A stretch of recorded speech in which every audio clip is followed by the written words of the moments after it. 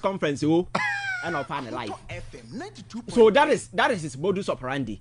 Ente kasado do ni nsem on the Ken Ofori di agro. Exactly, because engagement na cost between on and Ken Ofori and Alaska, you move 1 step inch. And there hasn't been anything because Cecilia Manoka say Ken Ofori shall say back and forth no for us to show say you serious no and can asset bia you suspect say proceed out of the criminal dealings in this country no should have been frozen by now. Exactly. Every single asset. But you nasika from yes, should have been frozen. But the gentleman still and again.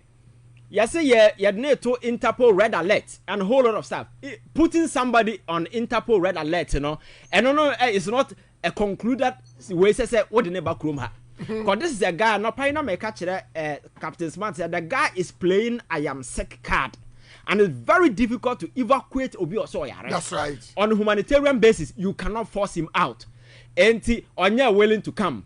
Ultimate travel to other jurisdictions. Recently, he was in the UK, according to sources. Restaurant. So it means the guy is mobile. He can move around. Obetimi sit in plane. So question be as you hear no so obahabeya no bia no. Obetimi aba, but he's not ready to do that. And he's telling us say Ghana for you ready. And before that, no what come 2nd June. 2nd June what na say my time no so wie na oba kan kire yen say oh when you cancer, now the doctors, and I make as me as a medical person, Obinya Yarea, I only sympathize with the person because right. I know the pain, the ordeal that you need to go through. But can you for that and Yare and then on them how the finance minister, you when the TS is waiting so Yare that. Oh,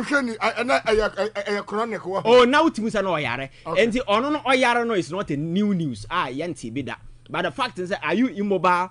I idea immobilized, bedridden, I won't move. The answer is no. So what is stopping him from coming? And then Babia all twisted at the end of the aquafano. A man for things that are very easy. Say or see a Zoom. Now on authorities in the back cooperating na same or country. I am telling you, sir, Zoom some now or can in Sakako. You can in a criminal proceedings, I will be sitting in other jurisdiction. US award that mutual legal assistant way with other country. But Ghana no, you know Munisa, you near corporation. Okay. So the corporation, and I'm saying the gentleman is in other jurisdictions, So person wouldn't engage in that procedure, a criminal procedure and the consequences in the future. And say, all the evidence never court. And now say, evacuating it in Abakuma say no, you need to go through the appropriate channel. Our US laws will have to come to play. So your Friday be letter rogatory, which the Attorney General here will have to write a correspondent to the AG department in America to notify them that there is this person of interest. Or you're involved in criminal activities here. We want to investigate him. Or you're fugitive. Fugitive or whatever. You're per se investigating. And for that matter, no, you hear more assistant just to collaborate with us. Be a bit me then I hear that video conference and that's for no. Ebasa evidence na bit me a free nipa no hono. Eba stand the test of prosecution or court because one no question dan chamber na kwa ye no. No, but no say asem na make they force me to. I did it under the rest. That's right. That piece of evidence that when you cannot stand the test of prosecution or law court. I be man say me a foolish case. And there are other regulations that are coming in place. Ebon ho ban making sure say money you have to go through. So the processes that Ken Ofori is asking for, it's a long haul and not easy. And again, this is a guy what demonstrates that he's not willing to come. That's right. And Alaska, I'm saying, sir, Obia all play. I am sick card. Won't mean for son of Adama. So also your ma because in the first place, you had not to Interpol Red Alert said the Kwesi Jabia can making it look like say you can't the number. Obi anima bi owo so o US Kwesi Jabia otumidi say John awewu kokot ma say John awewu no etumidi bim Dabio Alaska so Interpol Red Alert na nia brigigigi all the abrante no kwakoto so no the guy is in America he's telling you that I'm sick I can't come and this FBI kofa Ken Ofori ochena na omode ye fe say niam gugu ne nsa na obie na no ka say me yare I'm seeking care in this hospital. FBI cannot extradite him. That's right. For them to extradite him, no, it will have to be determined by a court of competent jurisdiction under American law. What you have to do is say, I'm going to find the medical records in or US court me yare I am not fit to go. And the court will have to determine. Either said the gentleman is fit. Say obetimi atena play mu akọ Ghana. I stand the prosecution because prosecution are yeah grele or no. It takes a lot from you. Hypertension and as for no want to me kwa na or mama for baba no pie by and so who no. So it's a hell of a as you can say now grana would to me nan to call bampo na ne wada na apache.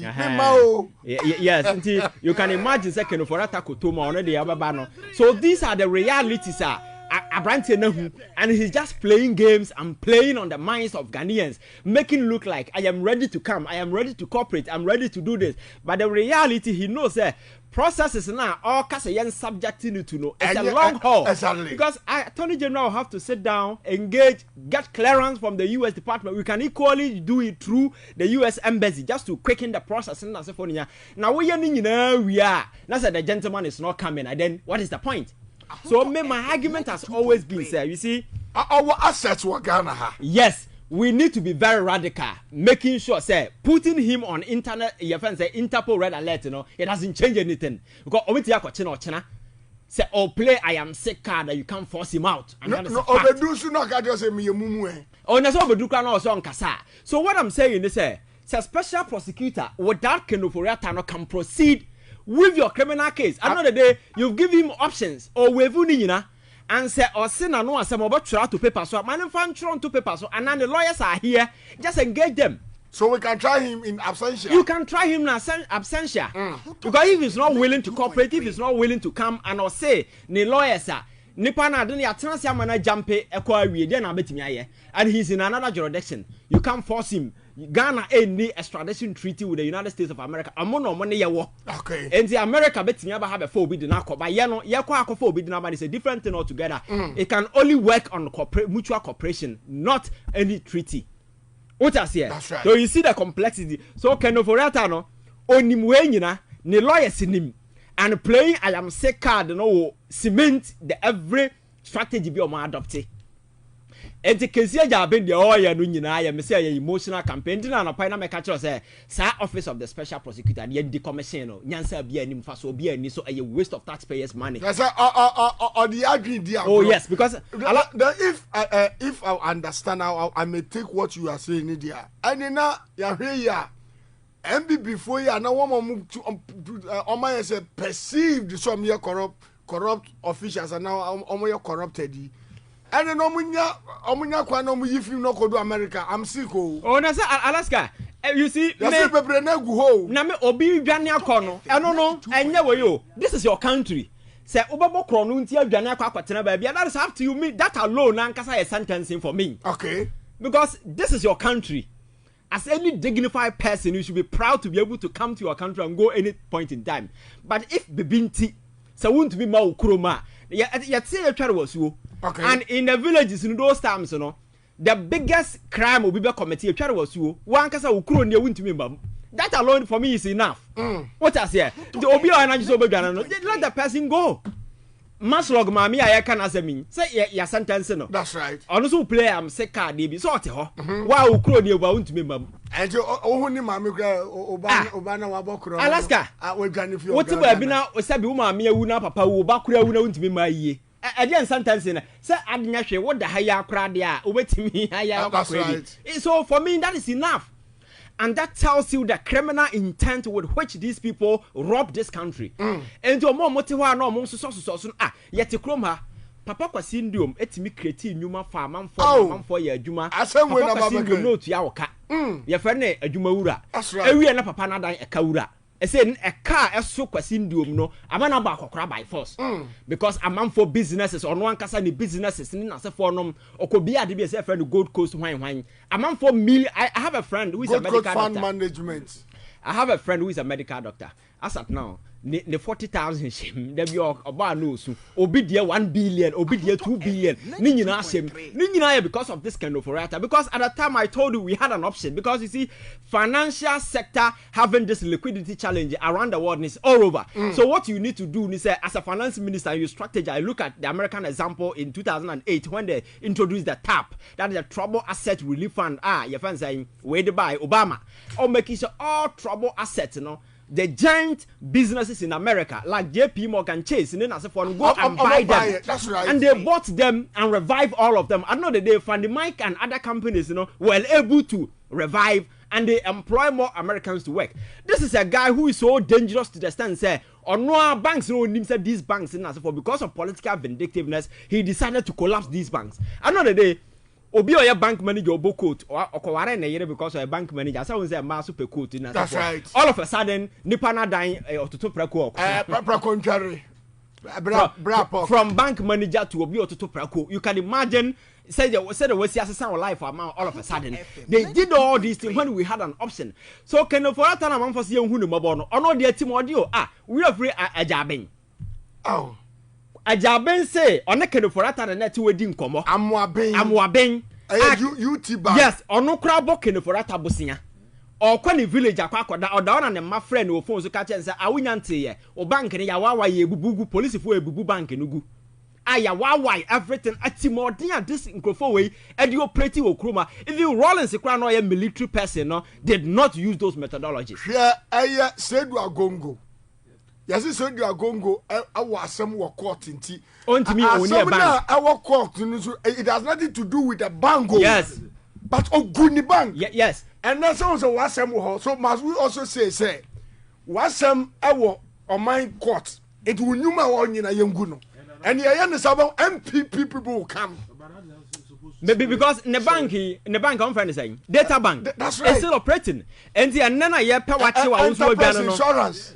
So Alaska, so you see how dangerous near man crofo ye no chroma say. Enti obiya na been say or you should the same measure to go after that. That's why I told you the last time say when power is slipped into the hands of a fool, they think that they are sitting on the moon and they use this same power to destroy themselves, destroy everybody. But on them say onim nyansa ntin and that kind of for that say now relax it now play back the mind and near my why no chroma or no other who say my bonnet young crofo way. Braba you are now also ma.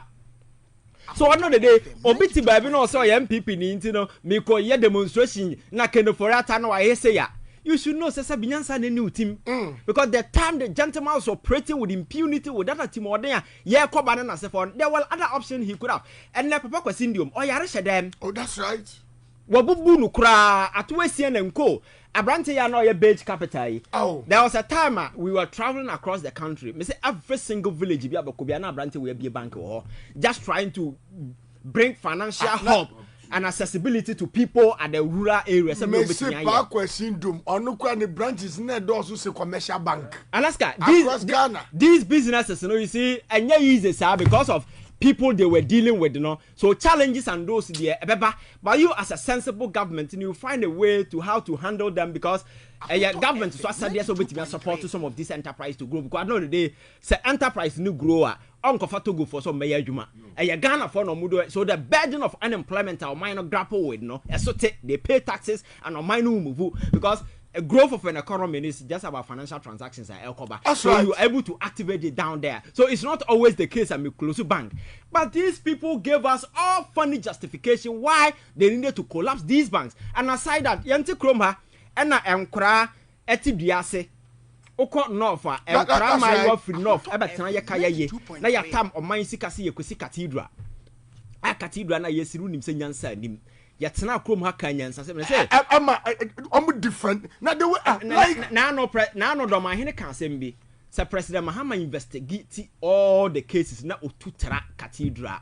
I'm sure say he will know no peace in this country because asofo na omoka ho a sa cathedral sem no baaye no we have to go after each of them and as asofo ya po no madani prayer tower yo ene de nyo obi asem Alaska o man sika na yehwehwe so cathedral no obi o ka ho bia sa akisi hwan sa machoman no so for machoman no and no more kan ho nyina you see me say this time no we need to change the rules of engagement na yan rewrite the political narrative na yan hu say going forward no ufoma enya madam funi enemi nuani abiem because over the years that is the politics that we've been doing so obi anana me ka kire we say the difference between obi o NDC aban mu and na wanya post when to me the difference between you and no time because you should know that time is coming you'll be in to me's position exactly and when you to me na sabi o sin sem hunu nem kwasem na wodi bedia you should know say a time is coming na once no oba be ye to me because the other wound to me e better obi wo there be.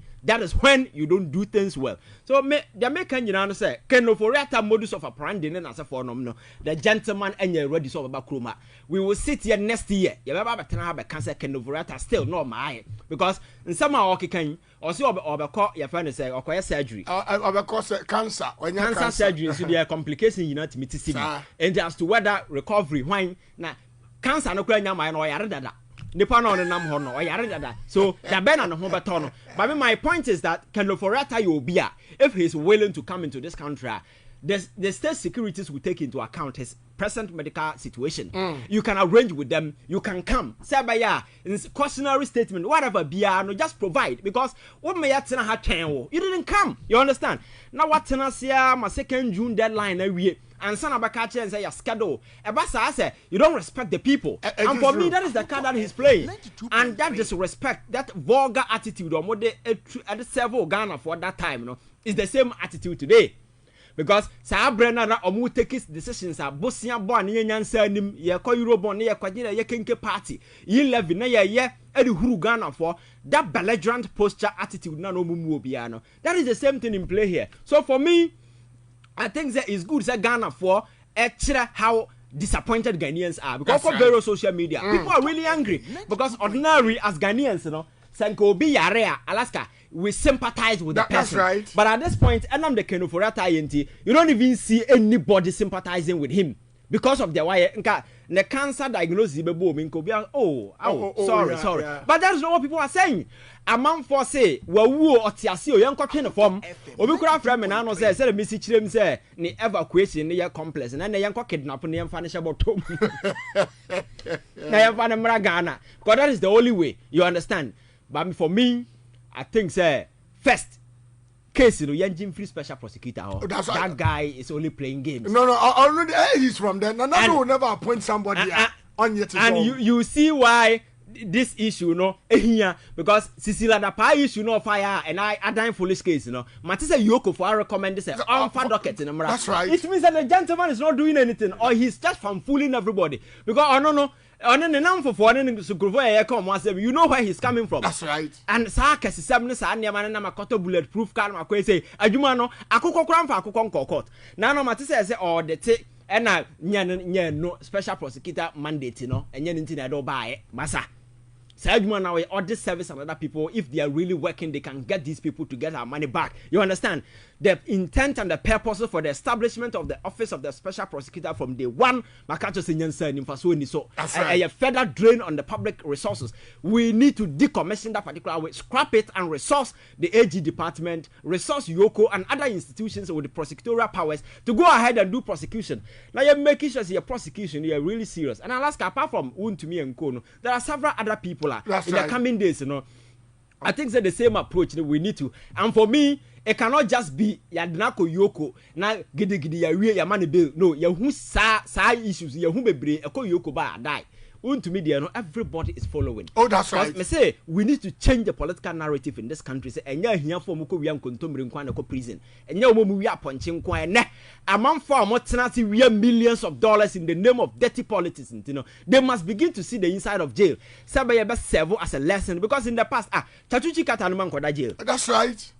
Sir Victor Solomon and so forth. And I heard the amount of money involved in sika won koda jail and ne we are obesu.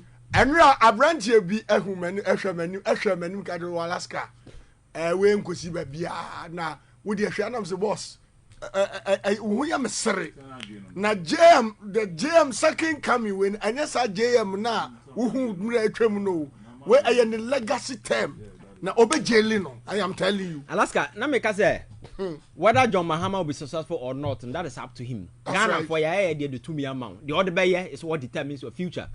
You have a freeway. I say you top brand new car man the Kusi highway so amount. Your city as well be caught. As I was winty as them kwa send wow jejeje. That's right. Time has come as all writing the political narrative. Then you who say Ghana na manfo who say oh people in the name of politics, you know. And I'm saying you see structure politics and any fool at all can just jump in say me to me. Serious. Abranti ya mobo ni din. Yes also open national chairman ye din. Won to me. Yes. And I want him say na dey we kran asanda ni campaign platform dey na wo. Yes. And then I'll call MPP headquarters. I will be an end ordinary Apache on to me in Casso say, why yet is when you're my stroke. And I'm not to tune in night. And also, Chairman, you do when you're not just I said the General Secretary. Now we are serious. I acquire the Catramaca cracker. No, I'll call for ways on my General Secretary. Casa grown to me in Casa. Oh, say, when you're serious. And I'm a Casa, you see, the MPP need to take time to rebrand themselves because you see, the intellectualism caveat tonight, they are trying so hard to delete from the element of the party. And the video I'll be a division of Alaska. Do you see any signs of reasoning in that act they do? Because it won't to me, Casey, won't to me second day no money bail. Second day no money bail. That's right. I'm reason say bail no so. Mekacho say in 2012. Wyoming was giving 54 million. I have all the material. Alaska, at 2 years, you could die away. Oman 600 million. Number one, you man 500 million bail. 500 million. At 2 years, Oman 675 million. Okay. Kofi Amwa being 110 million. Okay. Kwabena Dufour. Oman no 100 million bail. Okay. And now on San Kwan in Crawford and about 650 million. Okay.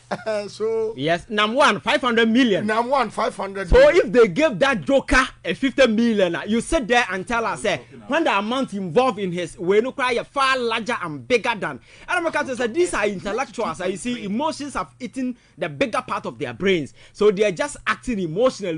No rationality in the way and manner they operate. So for me, want to make case in the so on this kind of issue, I'm saying, say, President Mahama, as a matter of urgency, must find a way to scrap this special prosecutor.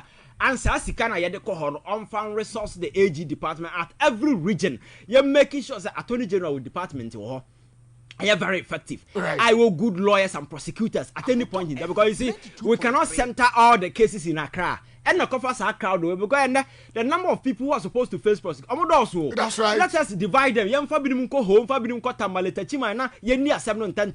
cannot hold all of them here in Accra. What I say? Now you're making sure that we are really making a progress. Now special prosecutor we jana and kwano mana no bato nyansa sembi em free home. But I say Ivan J innocent na tell ka me twa mo abasima me ba. Alan the graft cancer at Tanase. Now, me ba me was assembly a catch up special prosecutor. Man, you me ba